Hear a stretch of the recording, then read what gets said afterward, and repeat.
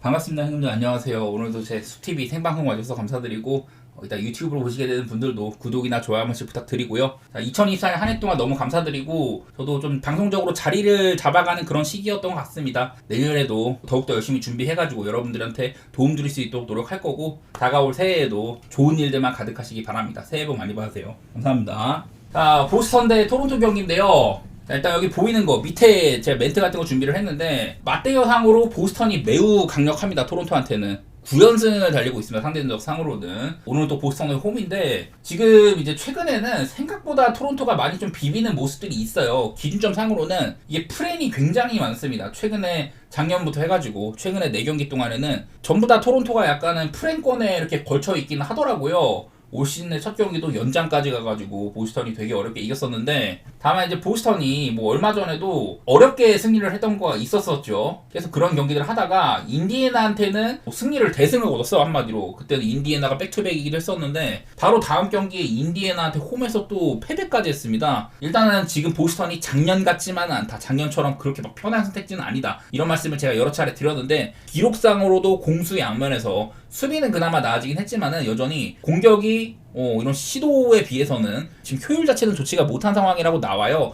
3점에 대한 의존도도 높은 팀인데 엄밀히 말하면 3점이 잘 터지진 않고 있다. 시즌 전체로 봐도 3점이 지금 그냥 중위권이거든요. 이런 부분들이 보스턴이 3점에 대한 의존도가 높은데 야투율이 좋지가 않아가지고 이런 부분들이 아쉬운 것 같고, 그래갖고 슛감에 좀 많이 좌지우지되는 부분이 있는 것 같아요. 근데 오늘 상대하는 토론토는 지금 요즘에 나오는 모습들을 정리를 했을 때, 최근에 토론토가 일단 제가 늘 얘네들이 3점 슛 시도가 리그에서 거의 뭐 가장 적은 편이다, 여기도 뭐 29등으로 나와 있는데, 지금도 이 정도인지는 모르겠지만은 3점 슛이 가장 좀 안 던지는 팀, 그런 팀 중에 하나고, 좀 인사이드에서 많이 쇼부를 보죠. 근데 또 보니까 뭐 자유투 같은 것도 많이 얻어내지도 못하고, 토론토가 생각보다 효율이 좋지는 않아요. 다만 이제 업템포 팀이다. 지금 12월 달에는 토론토가 이런 리그 페이스 전체 3등이거든요. 아마 이제 멤피스라든지 애틀랜타 이런 팀 다음이 바로 토론토예요. 그 정도로 좀 속도감이 있는 그런 농구를 하고 있는데, 이런 것들이 결과로 나타나고 있지는 않는 것 같습니다. 토론토 최근에 지금 10연패를 달리고 있기도 하고, 바로 직전 경기 때 애틀랜타전에서는 토론토가 턴오버를 31개나 했어요. 그날 뭐 이제 브루스 브라운도 돌아오고, 그 퍼들도 이제 좀 복귀 가능성이 있었고, 여러 가지로 좀 긍정적인 부분들이 있었는데, 그날 그냥 개처발렸거든요,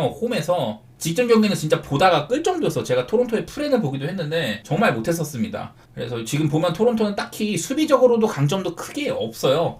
여기 있는 딕 같은 애들은 그냥 매치업 헌팅 당하는 애들이고, 뭐 퍼들도 없을 때 인사이드가 비는 부분이라든지, 바렛도 좋은 수비수가 아니에요. 근데 오늘은 일단 토론토가 결장이 있습니다. 바렛이 빠지게 되거든요. 제가 몇 번 RJ 바렛에 대해서 얘기를 좀 했었는데, 사실 올 시즌에 여러 부분들에서 지금 득점이나 리바운드, 어시스트 이렇게 세 가지 부분에서 바렛이 커리어 하이라고 나오죠. 올스타 문을 두드릴 수가 있냐, 이런 것도 있는데, 글쎄 뭐 반즈가 없을 때라든지 본인이 뭐 좀 팀을 이끌어야 될 때, 그때는 얘가 잘했었는데, 일단 기본적으로 수비가 좀 약하기 때문에 수비 BQ가 떨어져가지고 그런 부분에서는 약점이 있는 친구기도 하고요. 내일 뭐 바렛이 안 나오는 건 여러모로 토론토가 조금 이제 안 좋을 수는 있다. 한편으로는 뭐 수비 면에서는 좀 괜찮아질 수도 있기도 하고, 그런 것들이 있는데, 17.5라는 어마어마하게 높은 기준을 받았잖아요. 보스턴이 홈인 것도 있지만은. 근데 토론토가 최근에 4번 연속으로 프렌을 해왔다는 거라든지, 직전 경기는 근데 또 토론토의 모양새를 생각하면은 이것도 토론토 못 가거든요. 저번 경기 때 진짜 애틀랜타한테 너무 못해가지고 나는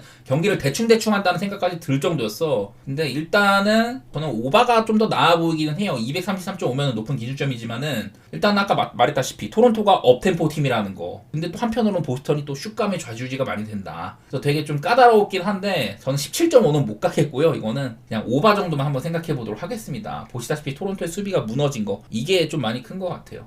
인디애나 대 미러키 경기인데요. 이것도 조금 변수가 있죠. 뭐냐면 미러키가 그동안 릴라드와 쿤보가 쭉 결장을 많이 해오다가 직전 경기 때는 릴라드가 복귀를 했고요. 그리고 오늘은 이제 쿤보도 이제 그 코로나 바이러스가 아닌 다른 이제 질병적인 이슈가 있다고 알려져 있었는데, 뭐 독감인지 뭔지는 모르겠지만은, 그 전까지는 아예 이제 팀의 원정이라든지 이런 데 동행을 안 하다가 오늘은 이제 인디애나 원정에 동행을 했고 훈련회까지 좀 참여를 했다고 하더라고요. 영상 같은 거 보니까 쿤보가 뭐 자유투 쏘고 있는 거, 훈련장에서 쏘고 있는 거, 그런 게 보이더라고. 내일은 뭐 쿤보가 나올지도 모릅니다. 뭐 쿤보가 정상 상태인지는 모르겠지만 뛸 수만 있다면 당연히 미러키 입장에서는 플러스 되는 게 많을 텐데, 어쨌든 지금 현재 상황으로는 제가 요즘에 이제 좀 12월달 전체 데이터 데이터 같은 걸로 체크를 해봤는데 인디애나가 우리가 생각하는 것만큼 작년만큼 그렇게 빠른 팀이라고 느껴지지는 않아요. 페이스도 그렇고 야투 시도라든지 상대팀한테 허용한 숫자나 이런 것들 보면은 딱히 인디애나는 그냥 야투 시도도 그렇게 많지도 않고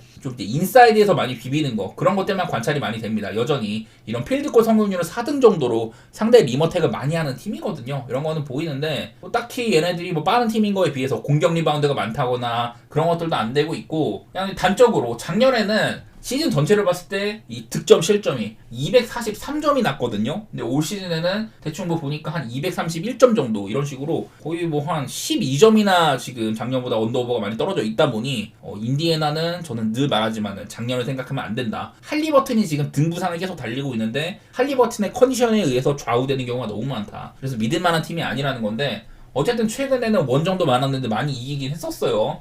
이제 미러키는 여기 뭐 최근에는 그 릴라드나 쿤보의 결장도 많았지만은 시즌 내내 야투 시도가 굉장히 적은 편입니다. 뛰는 농구를 한다고 볼 수가 없고요. 이제 쿤보가 없는 기간 동안에는 이 리머택을 할 선수가 많이 좀 없다 보니 드라이브를 해줄 선수가 없다 보니 이제 야투 시도는 여전히 낮았었고 자유투도 6경기 동안 15.5개로 리그에서 지금 두 번째로 적었었거든요. 시카고 다음으로. 그래서 그나마 좀 괜찮았던 3점 이런 것만이 미러키를 지탱하고 있다고 그렇게 보이는데 미러키도 지금 딱히 좋은 상태가 아니라는 거예요. 그 전까지는 슬슬 3점 경기에 살아오기도 하고 미들턴도 복귀해가지고 잘해주고 이래가지고 미러키를 좋게 볼 여지가 조금 있었는데 글쎄 릴라드나 쿤보가 없던 것도 그렇고 지금은 뭐 미러키도 딱히 좋게 볼 만한 시점이 아닌 것 같습니다. 그래서 저는 이거는 쿤보가 돌아올지 말지에 대한 의존도가 심하다고 생각이 되는데 이 경기가 하필이면 또 5시 경기예요. 새해라서 그런지 몇 경기들이 조금 일찍 시작을 하는데 쿤보가 이제 뛸 수 있는지도 알 수가 없다. 그런 날이어서 배팅하기 좋은 경기가 아닙니다. 개인적으로는 그냥 저는 인디애나가 직전 경기 보스턴 잡은 것도 그렇고 프렌 정도는 생각을 하고 있는데 쿤보가 온다면 또 어떻게 될지 모르기는 해요. 저는 상대 전적상으로는 얘네 둘이 붙으면은 글쎄 오바 같은 거는 좀 생각이 나기는 해. 작년에 비해서 조금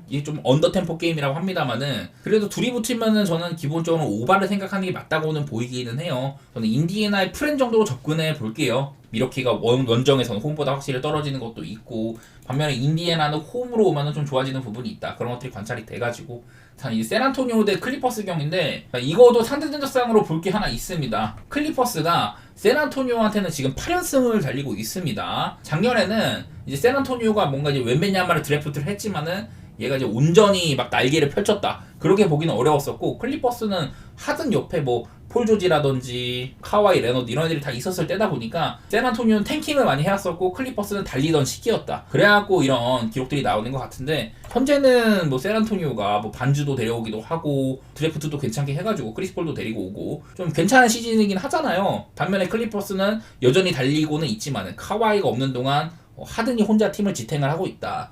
이런 얘기를 좀 해보고 싶은데 근데 이거는 일단 뭐 클리퍼스가 백투백인 것도 거슬립니다. 어제 되게 혈전을 했었죠. 제가 뉴올리언스한테는 클리퍼스가 역으로 상대 전적이 많이 밀린다 그런 말씀을 드렸는데 클리퍼스가 어쨌든 연패도 마무리를 짓기도 하고 되게 잘 싸웠었어요. 경기 내용이야 사실 뭐 어려웠다고 한들 클리퍼스가 되게 잘 싸운 경기였었고 저는 여전히 하든에 대한 칭찬 많이 했었죠. 어제도 아이솔레이션 리그에서 가장 많이 하고 있는데 그거로도 팀을 많이 살려내고 있다. 하든 밑에서 파웰이나 주바치가 커리어 하이 시즌을 보내고 있는 것도 그렇고 뭐 하든의 이런 체력적인 부담 같은 게 좀 이슈가 될 수는 있어요. 어제도 되게 많이 뛰었었는데 이게 올 시즌에 한번 붙었을 때는 104대 113으로 클리퍼스가 승리를 했었거든요.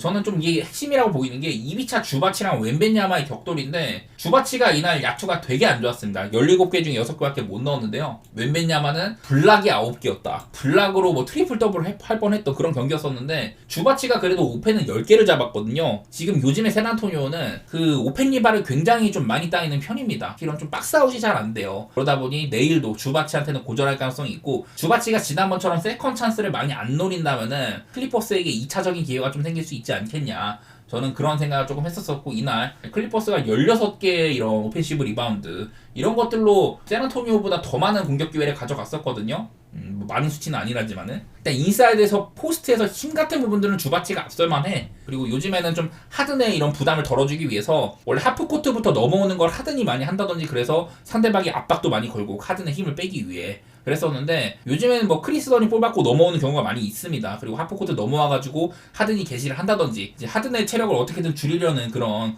이런 모습들이 있는데 저는 일단은 클리퍼스가 좀 고전할 것 같기는 해요. 근데 얘네들은 올 시즌에 카와이가 없는데도 이 정도 성적을 찍고 있기도 하고 나는 클리퍼스라는 팀이 되게 끈적 있는 팀이란 걸 생각하면은 얘네들이 프렌을 받았으면은 그래도 봐도 괜찮다고 생각이 들거든요. 클리퍼스는 뭐 원정에서도 멤피스의 홈을 잡아낼 정도로 뭐 그런 고점도 띄우기도 하고 뉴올한테 천적을 막 극복하는 모습까지 보여주다 보니까 저는 내일 클리퍼스가 백투백으로 막 고생할지라도 3.5 프렌이면 봐야겠다 싶기는 해요. 그리고 언더오버 상으로는 이게 샌안토니오가 분명 이렇게 수비 스탯이 되게 좋게 지킵니다. 그리고 얘네가 그 웬베냐마가 있다 보니까 이렇게 되게 인사이드에서는 강점이 있는데 클리퍼스도 여전히 지금 수비 같은 거 좋게 지키고 있기도 하죠. 저는 두 팀 다 217.5 정도면 그냥 언더 보는 게 속 편할 것 같기는 해요. 이거는 어찌 보면 확 기울 수도 있어요. 샌안토니오 쪽으로 클리퍼스가 좀 저점이라면은 그럴 수 있지만은 저는 이 클리퍼스에게 보이는 뭔가 무형의 에너지 그게 신경이 많이 쓰여가지고 클퍼 사이드에다가 언더 그 정도로 생각 좀 해볼게요. 다음 경기 오클 대 미네소타 경기인데 이것도 되게 재밌을 만한 매치입니다. 작년에는 얘네들이 서부에서 1등 자리를 놓고 정규 시즌 마지막 경기까지 싸웠었잖아요. 결국에는 뭐 오클이 1위로 진출을 했지만은 근데 오클라호마는 올해도 1등이고 미네소타는 지금 8등에 위치를 해 있습니다. 미네소타의 가장 큰 장점이었던 수비 같은 것들이 시즌 중간에 뭐 살짝 보였던 적도 있지만은 요즘에는 미네소타 수비가 그렇게 좋게 지키지만은 않고 있기도 하죠. 공격도 뭐 원래도 작년에 미네소타 공격을 잘하는 건 아니었는데 지금 공격도 3점에 대한 의존도가 너무 높아요. 기본적으로 이렇게 야투시도도 적은 편인데 3점에 대한 의존도가 높다. 근데 최근에 3점 그렇게 뭐 대단하게 터지고 있는 정도는 아니다. 이래가지고 저는 오클라호마 같이 특히 또 이제 케이슨 월라스나 도르트 같은 훌륭한 POA 디펜더들이 돌아왔으면은 앤트맨도 고전할 만하다고 보거든요. 다른 날보다도 지금 뭐 오클라호마의 수비 같은 것들은 아주 끝내주게 지키고 있고 이거는 꾸준합니다. 올 시즌 수비 독보적인 1위 팀이에요. 이런 팀을 상대하다 보니 미네소타의 3점 같은 것들도 좀 견제를 받을 확률이 높을 것 같기도 하고 여러모로 좀 미네소타가 아무래도 좀 힘겨울 것 같긴 합니다. 또 이제 뭐 오클이 홈에서는 원래 얘네는 홈이나 원정이나 성적 차이는 크진 않은데 홈에서는 그래도 득점이 한 4점가량 높아지는 부분도 있고요. 그래도 이거는 전 오클 사이드를 보는 게 맞는 것 같아요. 작년에 비해서 위상 차이가 너무 난다. 미네소타 같은 경우는 그냥 수비가 평범해졌고 공격은 하위권에다가 이제 앤트맨도 원래는 드라이브 같은 걸로 좀 균열을 해줘야 되는데 그런 것들도 사실 많이 나오진 않고 있거든요. 이거는 오클라호마가 아무래도 작년보다 공격이 조금 어설픈 점, 특히 이렇게 3점이 많이 좀 다운이 된 거 이런 게 보이긴 하지만은 직전 경기 오클이 뭐 멤피스 상대한 것도 그렇고 너무 잘하긴 하거든요. 오클 사이드에다가 언더 생각 중이긴 합니다. 오클에 많은 좀 부상들도 돌아온 편이고 미네소타도 이게 콜리가 나이가 많다 보니까 얘 대체자가 필요하잖아요. 그래서 뭐 롭 딜링엄이라든지 뭐 미노아 같은 애들 이런 애들을 키우고는 있지만은 그게 잘 되진 않아. 저는 당장에 딜링엄을 주전으로 올려가지고 얘한테 경험치를 좀 먹어야 된다 이렇게 보는 입장인데 아직까지도 이제 콜리가 작년에 비해서 3점 같은 것도 무너졌고 체력적인 부담도 많고 수비도 안 되고 있는데 아직도 콜리를 쓰고 있는 게 약간은 좀 불만이긴 합니다. 오클 사이드에다가 언더 이렇게 보도록 하겠습니다. 자, 그리고 레이커스 대 클리블랜드 경기는 이게 좀 많은 변화가 있습니다. 요즘에 레이커스는 DFS를 데리고 왔죠. 도리안 피니 스미스를 사실 1라운드 픽도 안 주고 데리고 왔으면 진짜 잘 산 거예요. DFS가 과연 내일 뛸 것이냐 뛴다고는 하더라고요. 뭐 직전 경기 때는 르브론이 뭐 결장도 하고 이랬었는데 내일은 이제 르브론이 거의 한 5일 정도 쉬었고 그리고 또 이제 르브론이 생일이에요. 작년에는 르브론이 자신의 생일 매치 때 그때 37점을 박은 적이 있었거든요. 르브론은 또 생일 때 약간은 강점도 있는 편이기도 한데 당장 DFS를 선발로 올리진 않겠지만 얘를 벤치에서 올려서 좀 테스트를 해본다고 하더라고요. 더구나 요즘에 좀 컨디션이 상당히 좋았었던 크리스나 빈센트 이런 애들 3&D 자원들이 살아나면서 레이커스가 수비도 좋아지고 전반적인 상승세를 다시 맞이를 했잖아요. 내일 일단 빈센트가 좀 못 나올 가능성이 있어 보입니다. 직전 경기 때 부상도 있었었고 그래도 뭐 DFS도 오기도 하고 여러모로 저는 레이커스는 앞으로 조금 더 나아질 여지가 많이 있어 보이기는 해요. 최근에 뭐 6경기 동안 5승 1패 상승세도 있는데 문제는 내일 또 상대가 클리블랜드라는 거죠. 오늘 클리블랜드는 골스에서 원정을 갔지만은 되게 좋은 경기를 했습니다. 클리블랜드가 초반에는 살짝 좀 오락가락 했는데 3쿼터 때 그냥 접수해버리기도 하고 오늘 이제 주전 라인업이 아마 전부 다 30분은 안 뛰었을 거예요. 얘네들도 벤치 주전 시간이 높은 만큼 주전이랑 벤치의 이런 조화로운 부분들 그런 것들도 잘 되고 있기도 하고 백투백일 때도 약하지가 않습니다. 5승 1패 정도로 괜찮은 편이고요. 특히나 올 시즌에는 작년에 약간 오락가락 했었던 저도 갈란드를 그렇게 높이 보진 않았었는데 올 시즌의 모습으로는 갈란드는 저는 올스타 레벨이라고 보여요. 그 정도로 지금 미첼은 뭐 어떻게 보면 좀 MVP 컨텐더급이고 모블리도 많이 살아났고 이런 좀 조화로운 팀 구성도 그렇고 레이커스가 올라오곤 있지만은 이거는 클리블랜드가 너무 세다 그런 생각들이 들긴 합니다. 저는 매번 클리블랜드 이런 공격들은 케니 애킨슨 감독의 감독 지휘 아래 올 시즌에 아주 색깔을 잘 입혀놨다 이런 말씀 많이 들었었고, 어떻게 보면 레이커스가 수비가 좋아지긴 했지만은 사실 뭐 스탯 면에서도 아주 뭐 두드러지는 부분들 이런 것들도 많이는 발견이 안 되고 있고, 저는 레이커스가 올라왔다지만은 또 이제 혼발도 많이 받는다지만은 클리블랜드 사이드가 조금 더 손이 가는 건 맞는 것 같아요. 이거는 글쎄 뭐 레이커스에서 르브론이 뭐 생일 매치 때 뭐 잘했다는 점들, DFS의 뭐 데뷔전이다 그런 것들도 의미가 있긴 하겠지만은, 나는 클리블랜드 오늘 경기력이 그냥 너무 훌륭해가지고 레이커스한테 손이 안 가네. 클리블랜드가 이거는 레이커스가 잘하는 걸 감안을 해도 너무 세요. 저는 클리블 사이드에다가 언더 보고 있는데, 이게 언더 오버는 많이 애매해요. 이 레이커스가 요즘에 힘이 나는 거는 크리스티, 빈센트 이런 애들이 살아난 거 덕분에 수비가 많이 좋아졌고, 상대가 막 뚜렷하게 뛰는 팀이 아니라면은 좀 언더 템포 게임 많이 했었거든요. 근데 뭐 직전 경기 때 세크랑 하는 거 보니 뭐 그날은 3점이 많이 들어갔습니다. 26개 중에 14개가 들어가가지고 50%가 넘기도 했는데, 과연 그런 일들이 많이 일어날 거냐. 클리블랜드도 지금 수비가 꽤 괜찮은 편이기도 하고, 저는 언더오버는 솔직히 말해서 좀 무서운데요. 근데 클리블랜드 보는 건 크게 무리는 없을 것 같기는 해요. 제가 봤을 때는. 자, 마지막 경기 피닉스 대 멤피스 경기인데요. 이거는 결장 변수가 너무 심합니다. 내일 뭐 피닉스는 부커가 돌아올 수도 있다고 합니다. 제가 몇 번 사실 올 시즌에 부커가 너무 이런 야투면에서 커리어 거의 로우급이었기 때문에, 부커가 사실 올 시즌에 얘가 출전할 때보다 안 뛸 때가 오히려 팀적으로는 플러스였다 그런 지표들을 보여드렸었는데, 최근에 부커가 한 대여섯 경기 결장을 했잖아요. 그 기간 동안 피닉스는 1승 5패로 안 좋기도 했었고, 부커가 빠졌는데 부커 이런 위상이 오히려 올라갔죠. 지금도 반대가 됐어요. 부커가 빠질 때 피닉스는 오히려 마이너스가 된다 이런 것들도 변경도 있었었고, 그래서 내일 부커, 빌, 듀란트가 전부 출전할 수 있는 피닉스라면은 사실 얘기가 조금 다를 수도 있기는 합니다. 이 멤피스가 결장이 너무 많습니다. 지금 보면은 원래 뭐 빈스 윌리엄스나 GG 잭슨은 결장이 있었지만은 마커스 스마트도 결장이 좀 길어지고 있고, 라라비아도 요즘에 쏠쏠한데 아웃이고, 모란트, 이디, 클라크, 알다마 얘네들은 핵심 로테이션급이죠. 이런 애들이 다 빠지다 보니까 이건 흡사 작년 이맘때를 생각하게 한다. 지금 이 라인업은 그냥 작년이랑 다를 게 없거든요.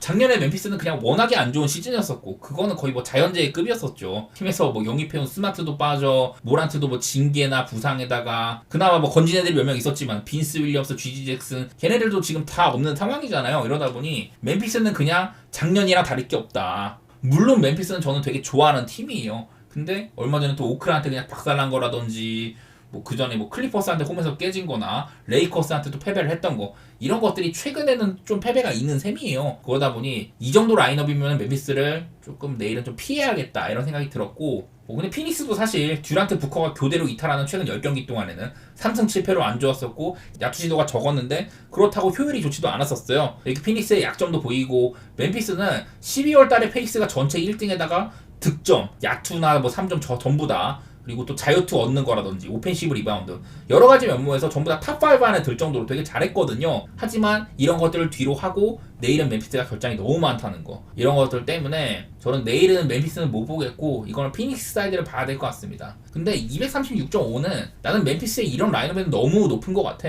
물론 뭐 젠킨스 감독 그대로죠. 멤피스가 올해나 작년이나 그전에나 계속 그대로였었는데, 근데 작년에도 뭐 젠킨스 감독이 맡았을 때 멤피스가 그렇게 빠른 농구를 펼친 것도 아니었었고, 이거는 지금 자원이 이렇다 보니까 멤피스가 본인들의 농구를 할 수 없는 상황이라고 보이거든요. 이 라인업으로는 멤피스가 올 시즌에 추구해온 그런 농구들을 저는 할 수 없다고 보는 셈입니다. 좀 어려울 것 같고, 저는 피닉스 사이드에다가 그냥 언더 정도 생각해 보도록 하겠습니다. 이거는요.